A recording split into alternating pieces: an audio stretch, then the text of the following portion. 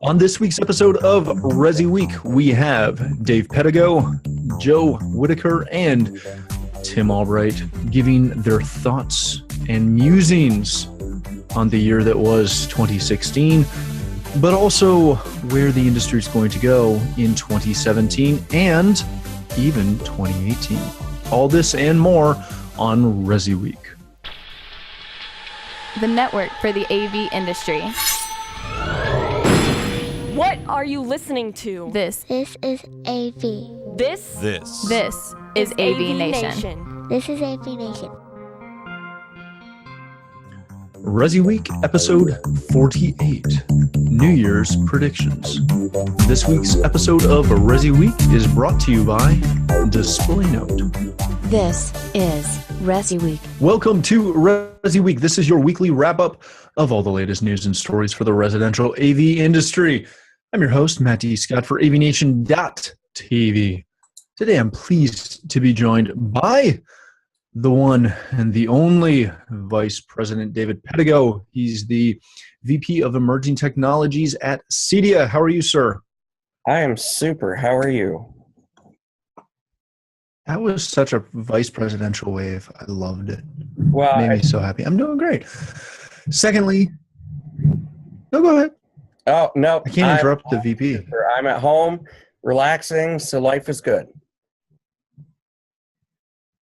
That's fantastic. Secondly, we have El Presidente, the owner of The Thoughtful Home. Joe Whitaker, how are you, sir? Doing well. Nice to see you guys again. Everybody's real mellow today. I love it. Last but not least, we have Tim Albright. He is the founder of AVNation and one of my good friends. How you doing, bud? I am well, sir. How are you? I'm doing good. It's like 40 degrees out today. I'm living the dream. That's Canada. Chilly. Well, I know, but it's January in Canada. 40 degrees. Fantastic. All right, gentlemen. This is kind of our annual wrap up, future casting, forward looking show of the year where we talk about the big stories of the year, stuff we've seen, stuff we like, the stuff that meant the most to not only us personally, but the industry in general. And Dave, I'd like to start off with you being our residential Cedia friend. What do you think was the biggest story for you personally this year that came out? And more importantly, from an industry standard, what really hit the bar this year? I guess I'd have to say that the big thing that is for me would just be a more universal story of consolidation. The acquisitions of Luxol and PacEdge are certainly something to pay attention to. It seems like Samsung is acquiring a whole bunch of companies to put an ecosystem together. So for me, I think that from a big picture perspective, the acquisitions were really something not surprising. I wasn't surprised at all. I might have been a little bit surprised as to who purchased the companies, but so acquisitions were probably the biggest thing for me in regards to what a story was. You can't ignore, though, even though it's not specifically related to our industry, but the presidential election cycle and the fact that Donald Trump won, whether you like him, hate him, or are somewhere in between. And the funny thing is that you look at lots of studies, and there's about a 50-50 chance of a recession right after a post-election. And from all indications, it looks like the economy is going well. So we certainly can't ignore the presidential election. So, and then from a selfish perspective, the fact that Cedia is now one, as of January 1st, one global organization, I think is terrific. It means a lot to the organization from, let's say, the manufacturers. They don't have to join CEDIA EMEA and CEDIA US. They're just one membership. From us personally, we did a lot of things kind of twice. Now we only have to do them once, so we'll be more efficient with our resources and money. So I'm pretty stoked about us being one global organization. Yeah, and I think that's something that people don't really understand how big of a deal that is, to unify the brand and the company specifically across, obviously, all of its partners. It brings everyone together, and definitely makes things interesting. Are you expecting, Dave, to see the same clip, if you will, of acquisitions into 2017? If anything, I think it'll probably accelerate, not decelerate. It's a really competitive market. I was at an event one time and someone asked about IoT as an example and who's going to win. And the response was great. I don't see any clear-cut winner. I only see losers and companies that are acquired. And so I think we will continue to see companies that are acquiring, especially smaller companies that are trying to fill out a portfolio. But no, I fully anticipate more acquisitions from actually some of our big players, and probably in the first or second quarter. I don't have any inside information. It's all gut feeling. But yes, I think that is definitely going to continue for a long time, honestly. Very good. Joe, you and I have been friends for a while now. Because specifically on this, when things start like that. I know. If things start like that, it's going to get rough. It's a bad friends sign. for a while, and I'm here to tell you no. But no, we're two guys on this panel specifically today that we're full on integrators. So we're in the trenches every day. That's why I was a little late to this recording this morning, because I actually had a meeting beforehand. Looking at it from that perspective, and I know obviously you're heavily involved in CEDIA, you're on the board, so you do kind of see it from both sides, but specifically from the integrator's seat, what did you see? Kind of as the same question that I addressed Dave with. What did you see as the biggest industry specific story, and what did you personally, again, kind of wearing your integrator's hat, what hit you as the most important thing out of 2016? This year has several things going on, and one of the biggest ones, obviously, is 2016 was the year of voice. It was the year of voice control, and the consumer adoption of that. Thinking of controlling things in a different way. With, I hope it doesn't go off when I say it, but things like Alexa, things like Google. These things really brought these things to home, and going from the IoT model into the custom model, it has been a big deal in 2016. 14 and 15 were all about the introductions of the IoT model of itself, from Nest going into all the other ones that came out after the fact. When consumers thought, well, I could just go to Office Max, Home Depot, Walmart, whatever, and buy these devices and put them in my home. 2016 was a huge year when consumers realized, well, if I really do want it to do all these other things and I want it to be, actually working, dependable, they needed the custom market to do that. They needed home technology professionals to do that. And Alexa was one of the biggest points of it, because out of the box you can do some lights and some other things. But what we saw at the trade show at CEDIA in 2016, with Amazon actually being on the floor and Google being on the floor, is besides just voice control, 2016 was a big wake-up call for all the huge players in the industry to actually recognize, participate with our industry. And I don't just mean it from the CEDIA side. I mean that all the way around, all the way to the big box manufacturers. Everyone is starting to see the importance of what we do as integrators. And this was really the year where it really grabbed hold, where if you really want a good experience with IoT, you're going to get a custom integrator, home technology professional involved. So that's really my first one is companies recognizing that these things can be controlled more than with just a phone or with a remote, is looking towards the outside. I'm sure you kind of feel the same way because you have to deal with these things as well. Completely.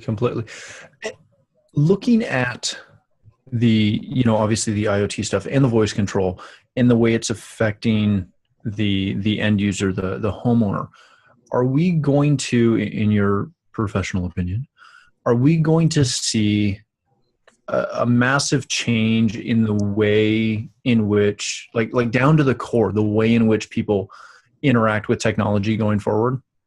Well, that's kind of obvious. Now that's obvious, and that was part of kind of one of the second most important stories that I think of 2016.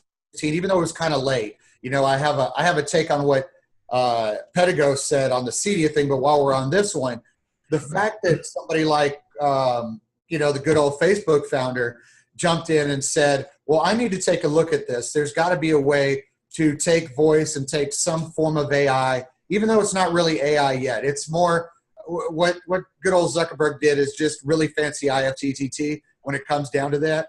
That's really all it is. But he took a leap forward and did it in a very public and outward-facing manner. That was the best thing about it. And the greatest thing about it is when you have this brilliant guy who created one of the biggest things ever, which is Facebook, and has the hugest databases ever, and probably some of the most expensive engineers, for this guy to come forward and say, yeah, I have Crestron and Lutron and this and this and this. He's like, but the most complicated part of it is me trying to figure out how to make all these devices talk together. And guess what? That's kind of me and your job, Matt. That's kind of what we do, is we take those things, we put them together, we make them talk to each other. Mark basically and too bad nobody's wrote an article to say this, is Mark Zuckerberg just said, I need you. I need Matt. I need Pedigo. I need guys like you, because my biggest problem was making all these devices talk together. There's still to this day I don't know, however many years CD has been around in home technology, which is well before that.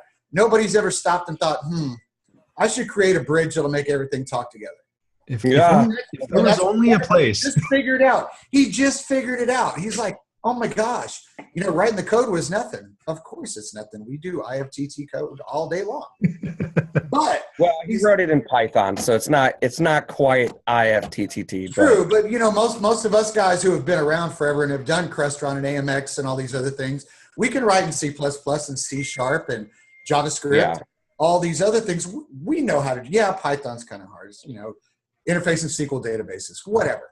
But the point is his pain point was the pain point that home technology professionals and Cedia as a trade association try to overcome. That's the job we do. And that's his number one pain point. And that's why I thought that article was so important. It was just really late in the year. Very much so. But my Cedia story is this. I do want to say that one thing that really needs to be thought about is the importance of Cedia going global is one very, very, very, very big thing. All the other trades that affect construction and all that, their movement is based on regulatory. So they could never have a global electricians union. It will never happen. It's based on regional regulations. Cedia is based on movement by technology. When technology moves, Cedia moves. That can be encompassed globally. Once you turn that global switch on, now you have all of these people actually working together that you didn't have before. I mean, one of the hugest pain points of being on the board for the last 6 years is there being two boards and two separate pieces of movement going on at one time. That's gone. And now manufacturers are all on the same plate because there's some great ones over in Europe. There's great ones in Australia. And guess what? All these guys sit at the same table now.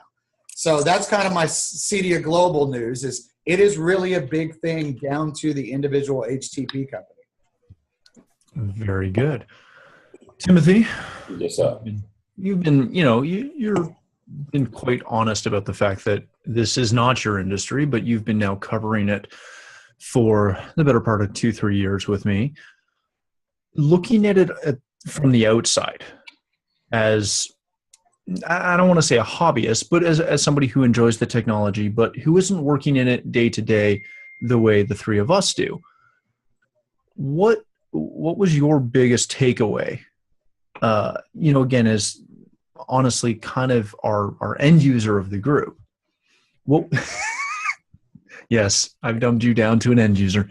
I'll qualify an end user who also knows how to put this stuff in conference rooms and churches and well, yes, but as we've discussed multiple times, there is a difference between the residential space and the commercial corporate space. So specifically, using your head not as a programmer, but as somebody who watches it, is interested in it, but again doesn't work in it day to day. What would be your takeaway from this year? So and unfortunately, I can't separate myself from being a control programmer, and it definitely skews this, and I'll admit it before I even say it. But I honestly think that this was the year of control in residential AV, and the reason goes all the way back to a year ago this time. Joe mentioned the fact that Zuckerberg starts out the year, and every year, and if you follow Zuckerberg, he says, "I'm going to do one big project. I'm going to read so many books. I'm going to run miles, whatever." His project for 2016 was creating AI. Well, he used Jarvis, which is the Iron Man interface that they have in the various movies, and he did it with his own Python code. But he also had Lutron. He also had Crestron. He had a number of other devices. He introduced voice with his. He has frickin' Morgan Freeman voicing his Jarvis, so that's not two small things. But then you've got the second month, which was February. You had the announcement of Control 4 purchasing Pack Edge, and you had all these other announcements, and then you end the year with Alexa being on the show floor and all the integration that they had. It was not necessarily a great thing for Alexa specifically. I think it was a great thing for the control companies that they brought to the table. The keynote address that Control 4 did was phenomenal. The keynote address that Crestron was a part of was phenomenal at CEDIA. And you had all these folks that said, here's this great opportunity we have. This is an IoT device. This is a consumer device that Amazon is selling millions of. We don't know the price. We don't know the cost point for them.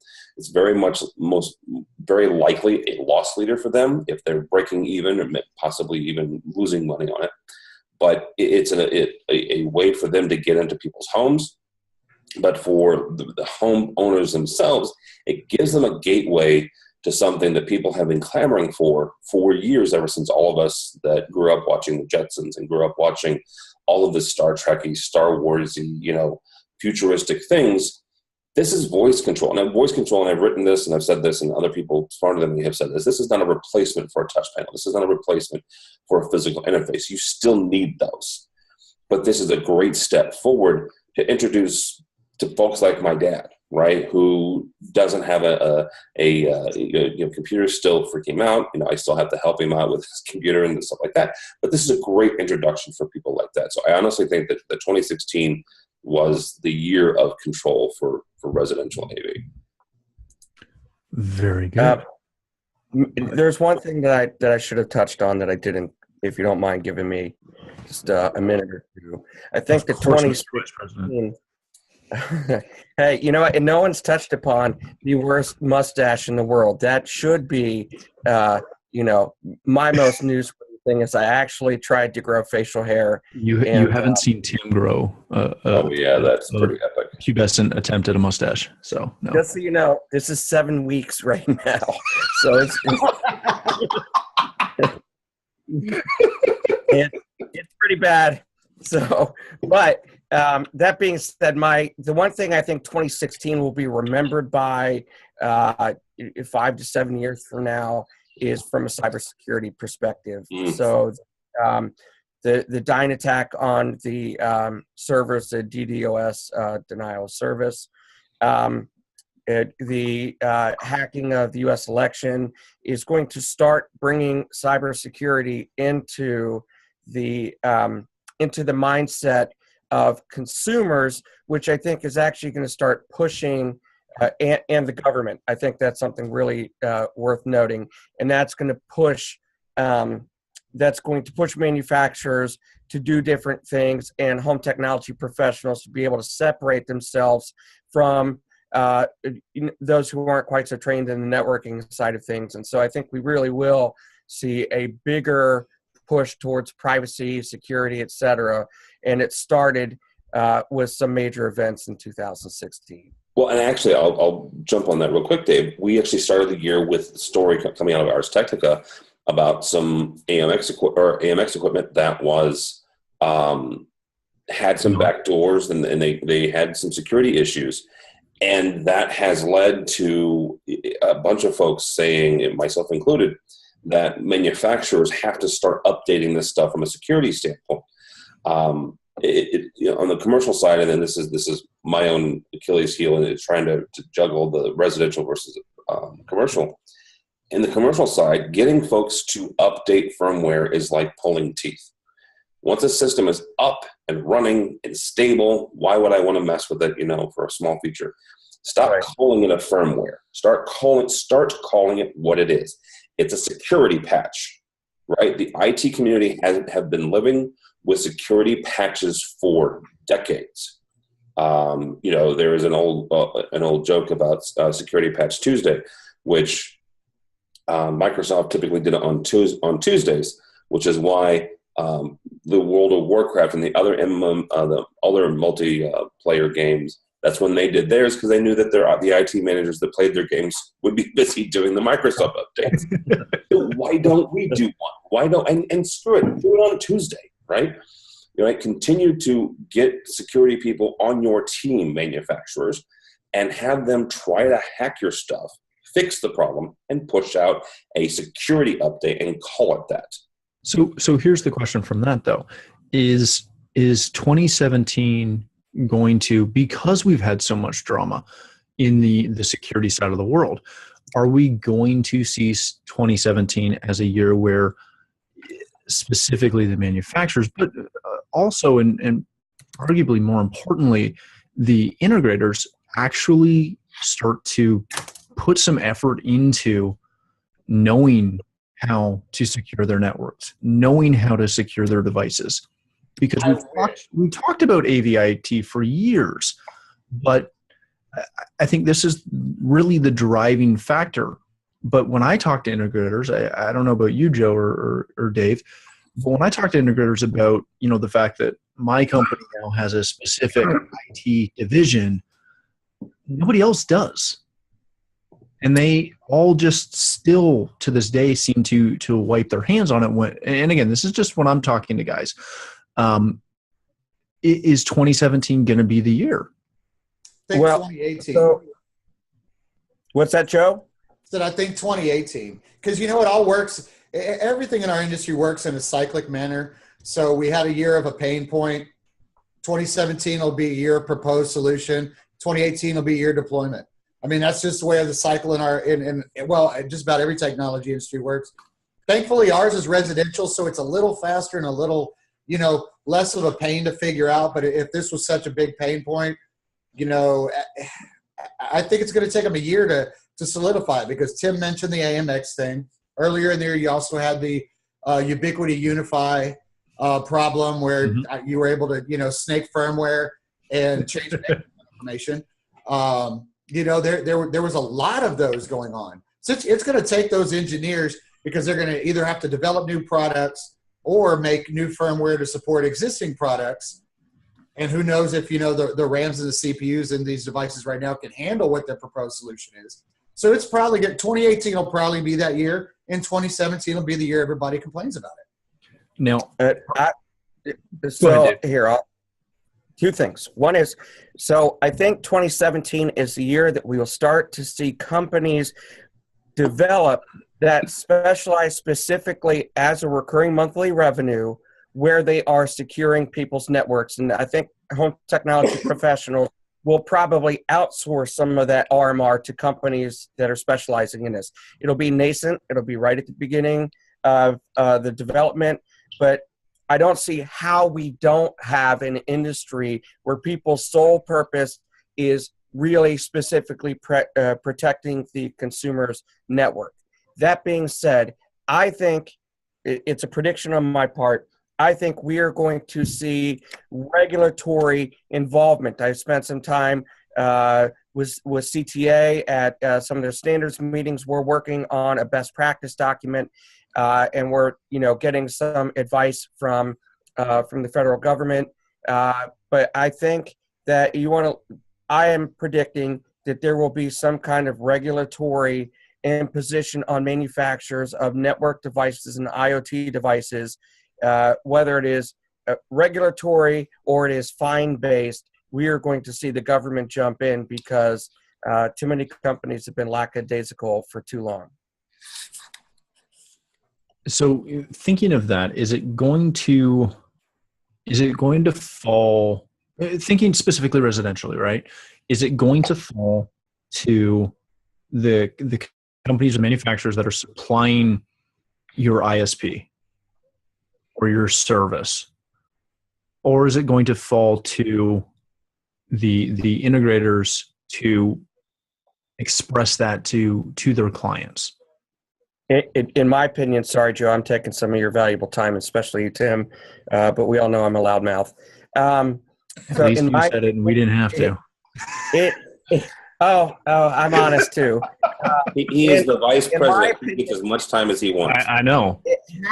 It has to fall on the integrator, and they have to be able to sell their services and explain why it's important and how they are better trained and better positioned than the ISP. God, no offense to the ISPs, but Jesus, they're not going to be able to do it. And so it's a business opportunity for those that can take it. So yes, it falls on us for sure. Joe, you just gonna nod your head, or you got anything to add? No, I mean, it's definitely, especially if you take it like, Dave's talking about, regulatory measures, plus what gets handed down to us, the people who are putting it in. I'm with him. There'll be regulatory measures at the manufacturer level, and then that is going to trickle down to us, and we've got to sell it, which we've been doing already. We know how to sell stable networks. Yes, not everyone is going to, dive in and, pay the extra for it. When you tie in RMR and you start doing, network as a service as a way to actually offer it. And then there's always the good old, one of our greatest selling points is, let me show you why your network's, not set up properly. Let me go grab a ladder and throw my laptop on this cable that you got this IP camera hooked to, and let me open your front door. So, I mean, it's being able to give them those examples. Those are good ways to sell. And when they don't want to do it, there's times to walk away. But I'm with Dave on that. It's going to be the integrators and the home technology professionals' job to be able to put these in and to kind of force them. But there's going to be some regulation that's going to make us do it, which is a great thing, because I'm just hoping it trickles all the way down to the homeowner. Very good. Share some liability with me, please. Definitely. Can we sign some kind of mutual insurance contract on what might be stolen from you because you didn't buy the router I proposed to you? Well, and there has to be that understanding that you can't just take something off the shelf and instantly think that they're fine, because that's obviously what we run into all the time. But I think it'll be interesting to watch what happens if and when the government throws some regulations down for the end user specifically, because they can do it from the manufacturer standpoint. But until I bet you it happens in Canada too. Oh yeah, no, it will. We'll just be, if you guys do it next year, we'll do it in 5 years down the road. And yeah. Unless Canada becomes part of, California becomes part of Canada, that might speed it up. We don't want most of them, though. I did want to say one other interesting thing, since this is also kind of a pre-CES and, prediction towards the future. The Amazon Echo, the Dot, Alexa was a huge thing. It just beeped at me. During this year. Mm-hmm. But one of the things that a lot of people aren't looking at is couldn't find the answer to the question. So my point exactly. So what they did is they came out with one little bitty device to actually introduce it to the masses and to be able to kind of show it. Like Tim said, take a loss on it. It's out there. Now they're actually using this as a service model. And it's something I've kind of written about and talked about, here recently, is that they've now licensed their technology to everybody that has Play-Fi. So, Klipsch's sound bars and everybody else who uses Play-Fi, that is a service that will be used within the Play-Fi environment now. Yeah, so now they're thinking of it the other way. It's who cares about this little crappy little speaker I use? Let's have, 1,000 manufacturers, 10,000 devices now support my platform, which is where I think Google should have went right off the back with it, but they didn't. They've got a couple of partners now, but that is where we're going to see, and I'm hoping that we'll see Crestron, Control4, or whoever else, Alon, jump in and also license that technology from Amazon. That's kind of a really, really big deal. And at CES this year, there will be a lot of that. You will see a lot of Alexa integration with Play-Fi. Very good. All right, gentlemen, that's all the time we have for this episode. I hope you enjoyed listening to Joe and Dave talk and predict the future. Oh, so accurately, I think, maybe, possibly. And Tim for talking. Like the way I just let that hang for a second. I'm just going to let you talk, bud. Just to get all three of you laughing first. Dave, where can people connect with you? The easiest way is on Twitter, just at Dave Pedigo. Very good. Joe, thanks for being here, bud. Where can people, and for not skiing this season, this show? That was helpful. Well, it's funny. The only reason I'm back is it is the last in of hunting season. So I will be leaving this and going right back down the road to that. But people can find me at Thoughtful Home on Twitter, on Facebook at The Thoughtful Home, and of course also at CU. Very good. Timothy, where can people find you? The best place is the website, AVNation.tv, which I'll talk about in a second. But you can also connect with me on Twitter, TD, Tim David Albright on Twitter. Very good. So thanks again for joining us and being on the show with us, guys. For myself, if you'd like to connect with me, you can find me on Twitter at Matt D. Scott and pretty much every other social platform. But more importantly, please stop by AVNation.tv, where you'll find this show as well as a wide variety of other shows that cover all the verticals that we cover. When you do visit the website, please make sure you take a moment to check out our underwriters. We are extremely thankful for their support, and we ask that you support them as well. That is all the time we have, and thank you for joining us on this episode of ResiWeek.